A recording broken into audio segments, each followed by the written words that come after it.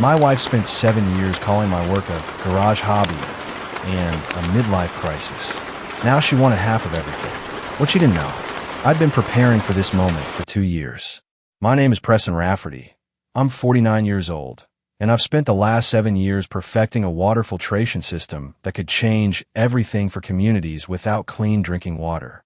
7 years of late nights, failed prototypes, and my wife Gabrielle telling anyone who'd listen that I was wasting my time. The irony hit me hard when she slid that envelope across our kitchen island on a Tuesday morning.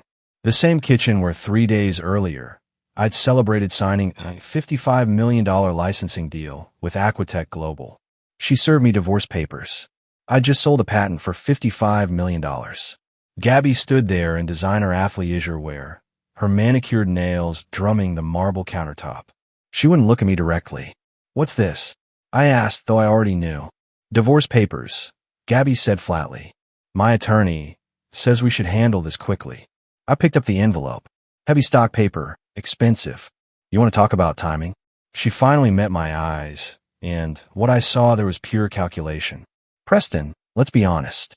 We've been done for a while. You've had your little project. I've had my life. Now you've made something of it, and we can both move forward." Her little project. The same project she'd mocked at dinner parties, calling it my garage hobby while her friends laughed into their wine glasses. "This changes everything for us," I said carefully. "It changes everything for you," Gabby corrected, reaching for her smoothie. "I'm claiming what's mine. Half of everything, including that filtration deal." That's when it clicked. She wasn't leaving because we'd grown apart. She was cashing out. The timing wasn't coincidental. She'd waited, watched, and struck the moment the money became real. I set the envelope down. "You might want to have your attorney look more carefully at the timeline of things." Her eyebrows drew together. "What's that supposed to mean?" I sipped my cold coffee. "It means you're assuming I've been sitting in that garage without thinking ahead. You're assuming wrong. Don't play games with me, Preston," Gabby warned sharply. "I know exactly what we have." But she didn't know. While she'd been at yoga retreats and women's empowerment workshops with that spiritual coach Brett, I'd been doing more than inventing. I'd been preparing. Because 2 years ago, I'd heard her through the patio door, telling her friends how I was having a midlife crisis, how my obsession was embarrassing. That conversation changed everything. Not loudly, just a quiet shift, like a door closing. "We'll see what the attorneys say," I replied, standing. As I walked past her, she called out, "Don't think you can hide anything. My lawyer is very thorough." I didn't respond. Douglas Finch was about to discover that thorough wasn't enough when you were already 3 steps behind.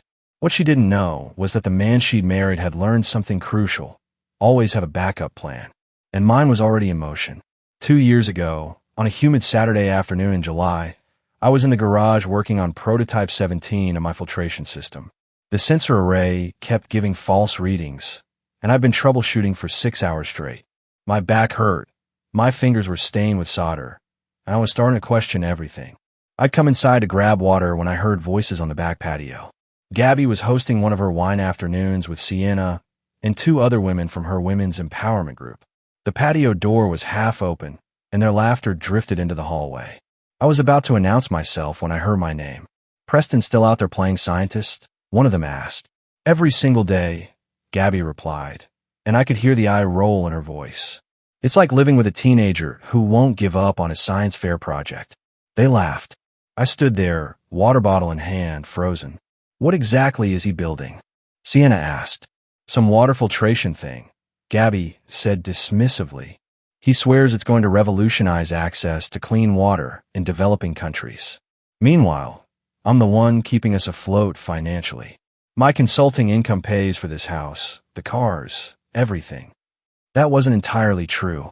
My engineering salary from my previous job had built a solid foundation, but I'd left that position 3 years ago to focus full-time on the patent. Gabby's consulting brought in good money, sure, but she spent it as fast as it came in. "Is it going anywhere?" another voice asked. "The project?" "Who knows?" Gabby sighed dramatically.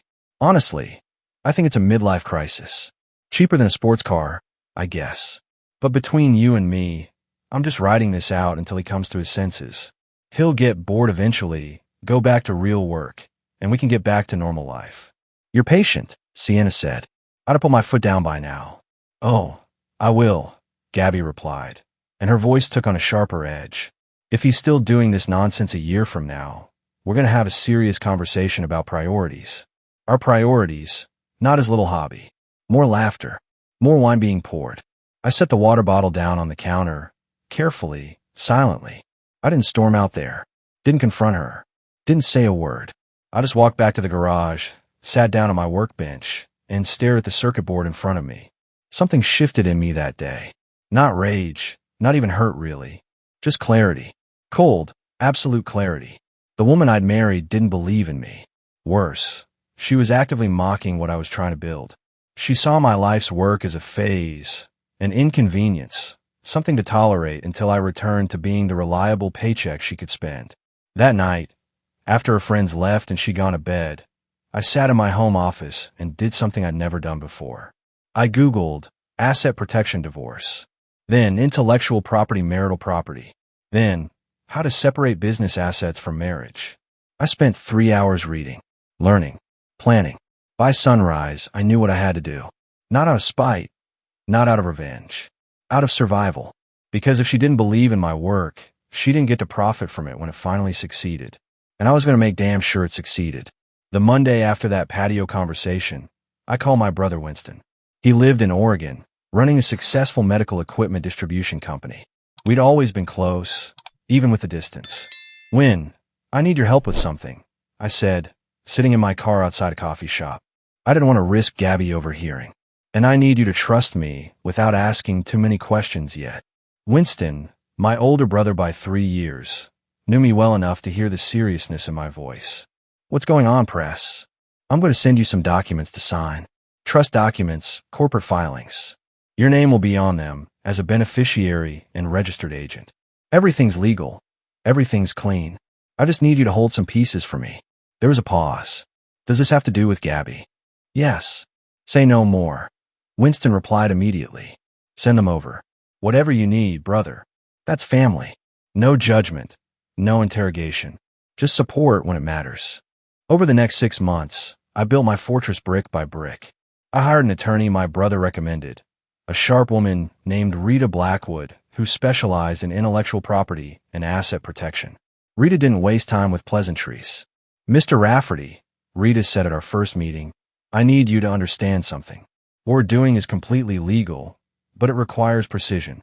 One mistake, one misfiling, one wrong date, and it all falls apart. Can you follow instructions exactly? I'm an engineer, I replied. Precision is what I do. She smiled slightly. Good. Then let's build you a structure that can't be touched. We created Cascade Water Systems, a Delaware corporation.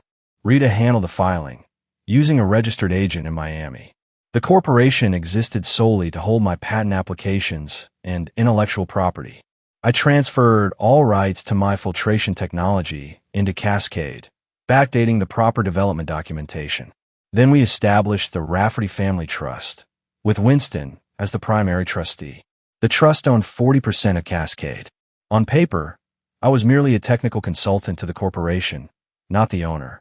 Every expense related to my research got logged under Cascade's consulting budget. Every prototype material, every testing fee, every late-night component order, all documented, all legitimate business expenses of a corporation that existed independently of my marriage. I stopped contributing to our joint investment accounts. Instead, my consulting income, what little I still earned from side projects, went into an LLC I'd formed through Wyoming. The LLC paid me a modest salary that covered my personal expenses. Everything else stayed locked in corporate structures Gabby didn't know existed. The hardest part was the acting. Coming home every night, kissing her cheek, listening to her talk about her day while I knew she was counting down the days until my hobby failed. Watching her spend money on retreats and workshops with Brett, her spiritual guide, knowing she saw me as her meal ticket. But I played the role. The devoted husband, the obsessed inventor, the man too buried in his work to notice his marriage crumbling. Because I was patient. And patience, I was learning, was the most masculine trait of all. 3 days after Gabby served me the divorce papers, she posted a photo on social media. She was at some upscale rooftop bar downtown, the Golden Sky Lounge, wearing a dress I'd never seen before. Her head tilted just so, lips around a champagne flute, the city skyline glittering behind her. The caption read, "New chapters require new energy. Grateful for the journey ahead."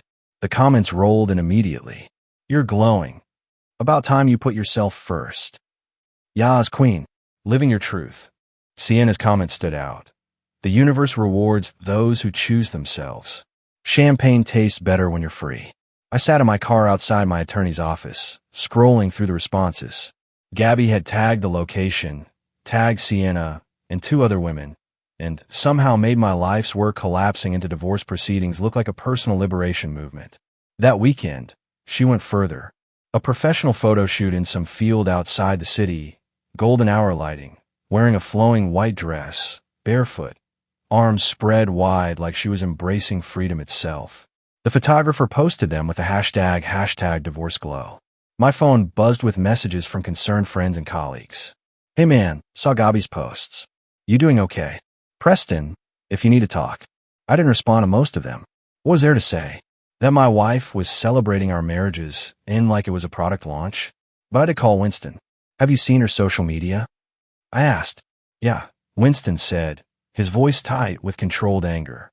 "She's making quite the spectacle. You want me to say something?" "No," I replied calmly. "Let her celebrate. Let her think she's won. Press, she's making you look like a fool." "I know. And that's exactly what I need her to think. That I'm blindsided, hurt, not thinking strategically. The more confident she gets, the less careful she'll be." Winston was quiet for a moment. "You've really thought this through." "Every angle," I confirmed. "She's drinking champagne and taking victory photos. I'm 3 steps ahead with paperwork she doesn't know exists. Let her have her moment. Mine's coming." What I didn't tell Winston was that each post, each public celebration, each tag location and expensive purchase was evidence. Evidence of her spending habits, her priorities, her mindset. Rita had told me to save everything, and I was. Meanwhile, Douglas Finch, Gabby's attorney, sent over preliminary demands. 60% of all assets in her favor, citing her financial support during the development years and lifestyle maintenance requirements. 60%. She wasn't just trying to split things fairly. She was going for the throat. I forwarded the demands to Rita. Her response came back within an hour. "Let them think they're negotiating from strength. When we reveal Cascade, this entire position collapses. Stay calm, stay quiet, and trust the process." So I did. While Gabby posted photos and collected congratulations, I reviewed corporate documents and prepared for the real battle. She thought she was winning. She had no idea the game had already been decided. 3 weeks into the divorce proceedings, I woke up at 2 in the morning with crushing pain in my chest. Not metaphorical heartbreak. Actual, physical pain that made breathing difficult. I managed to drive myself to the emergency room, which in retrospect was stupid, but I wasn't thinking clearly. The ER doctor took one look at my EKG and admitted me immediately.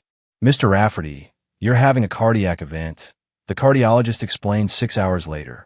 "Not a full heart attack, but severe stress-induced angina.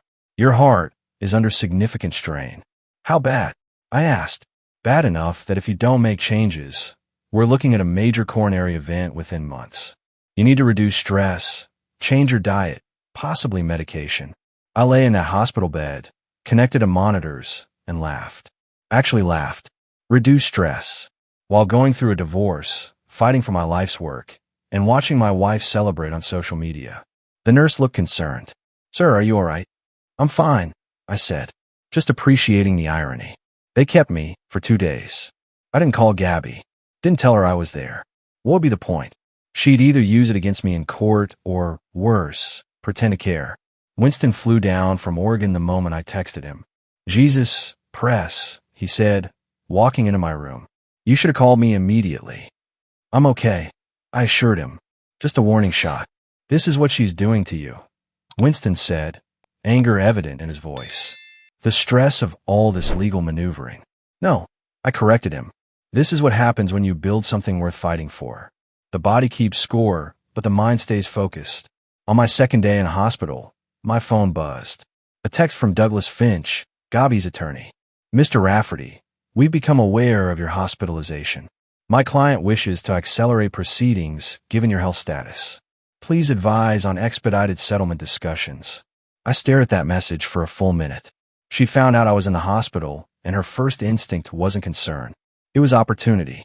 Speed up the divorce before I died and complicated her payout. I forwarded it to Rita. Her response: save this. It shows motive and character. Also, take care of yourself. We need you alive to win this. When I was discharged, the cardiologist prescribed medication and strongly recommended I reduce my workload. Instead, I doubled down, not on the engineering work that was essentially done, but on preparing for the legal battle ahead. Because if Gabby thought my health crisis was her opening, she was wrong. It was just another piece of evidence showing exactly who she was. And the courts would see it all.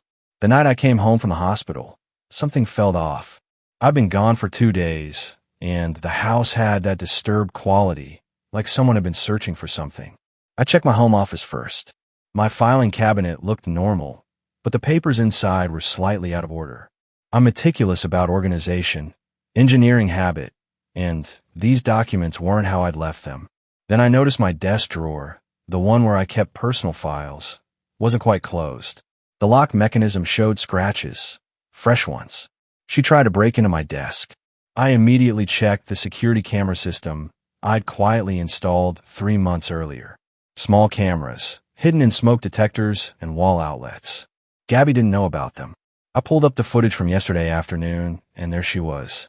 Gabby, in my office, going through filing cabinets, trying keys on my desk drawer, photographing documents with her phone. She spent 40 minutes searching, looking for bank statements, corporate records, anything that would reveal assets she could claim. She found nothing useful. My important documents were in Rita's office safe, but the attempt itself was gold. I downloaded the footage, backed it up in 3 locations, and sent a copy to Rita with a simple message: evidence of attempted document theft. Rita called within minutes. Preston, this is extraordinary. She's on camera trying to access lock files during an active divorce proceeding. This demonstrates bad faith and possible obstruction. Can we use it in court? I asked. Absolutely. But here's what we're going to do. We're not going to reveal we have this footage yet. Let her attorney continue with their aggressive strategy. Let them make demands, file motions, act like they have the upper hand. Then, at the right moment, we show the judge exactly what kind of person we're dealing with. Strategic patience, I said. Exactly. You're learning. The next morning, Gabby acted like nothing had happened. She was pleasant at breakfast, almost cheerful. How are you feeling after the hospital? She asked, buttering toast. Better, I replied, watching her carefully. Good. You should take care of yourself, Preston. Stress can be so damaging. The irony was suffocating. She was the primary source of my stress, and she was standing in my kitchen offering health advice after spending yesterday trying to rob me. I'm managing, I said simply. Well, Douglas says we should try to settle this quickly, Gabby continued. For both our sakes. Long court battles benefit no one. Translation: she wanted to wrap this up before I finished organizing my defenses.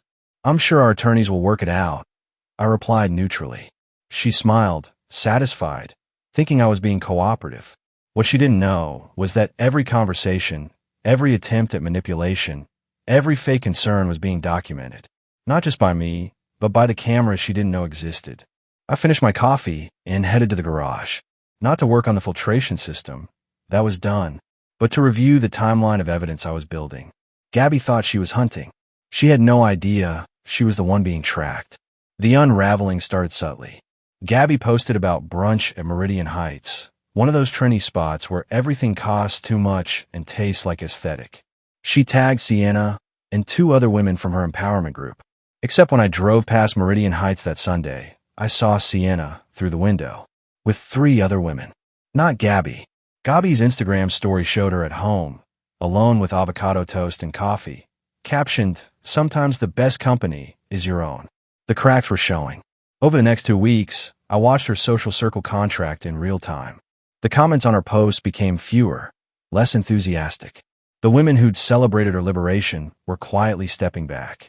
I heard about it through Winston, who heard it from his wife, who heard it through the strange network of social connections that exists in every community. Sienna's been talking, Winston told me over the phone. Apparently, Gabi's been hitting her up for money.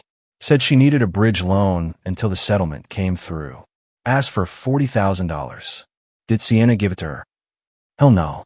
And she told other people about it. Word spreading that Gabi's broke and desperate. It made sense. Gabi had been spending like the $55 million was already in her account. Designer clothes, spa treatments, that photo shoot, the retreats with Brett.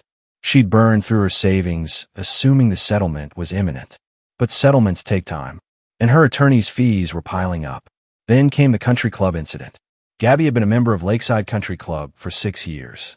She loved the status it conveyed, the networking opportunities, the tennis courts she never actually used. The membership cost $12,000 annually, automatically charged to a joint account. The joint account I'd closed 4 months ago. The club sent her a formal notice. I know because she left it on the kitchen counter, probably hoping I'd see it and feel guilty enough to pay. Notice of membership suspension. Due to non-payment of quarterly dues, your membership privileges have been temporarily suspended. Please remit payment within 30 days to avoid permanent termination. She tried calling me about it. I didn't answer. She sent texts. I responded through my attorney. The desperation became visible. Her posts stopped being about empowerment and started being about fake friends and learning who's real. She unfollowed half her contact list. Several people unfollowed her back. Then Sienna's best friend, a woman named Monica, posted something pointed. Real queens don't beg. They build. It wasn't explicitly about Gabi, but everyone knew. I ran into one of Gabi's former tennis partners at a coffee shop. Janet, a lawyer's wife who'd always been cordial to me. Preston, I just want to say, Janet began carefully. Not everyone believed Gabi's version of things. Some of us always knew you were the one holding everything together.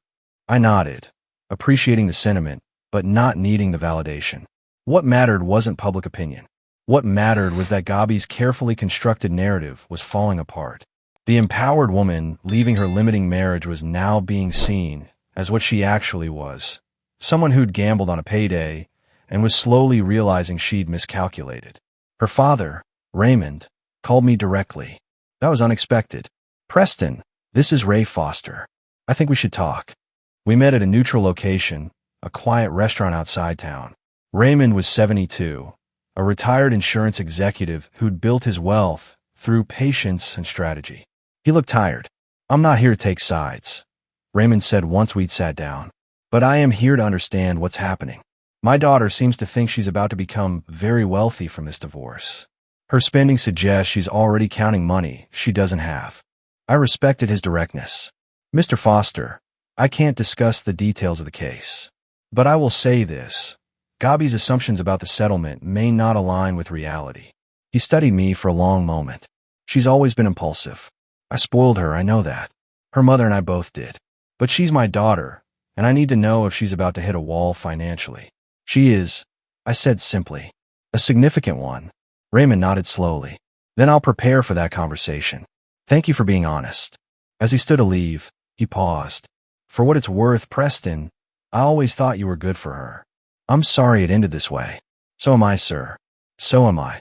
But I wasn't. Not really. This ending was necessary, even if it was painful. And watching Gabi's world contract while mine expanded felt less like victory and more like natural consequences finally arriving. The courthouse smelled like floor polish and stale coffee. The kind of building where life-changing decisions happen in beige rooms with uncomfortable chairs. Gabi arrived wearing a navy suit, hair perfect, makeup flawless. She looked like she was in a job interview, which in a way, she was. An interview to justify why she deserved half of everything. Douglas Finch carried a leather briefcase that probably cost more than most people's monthly rent. He radiated expensive confidence. Rita Blackwood, by contrast, wore a simple black suit and carried a single folder. She looked like someone who didn't need props to win.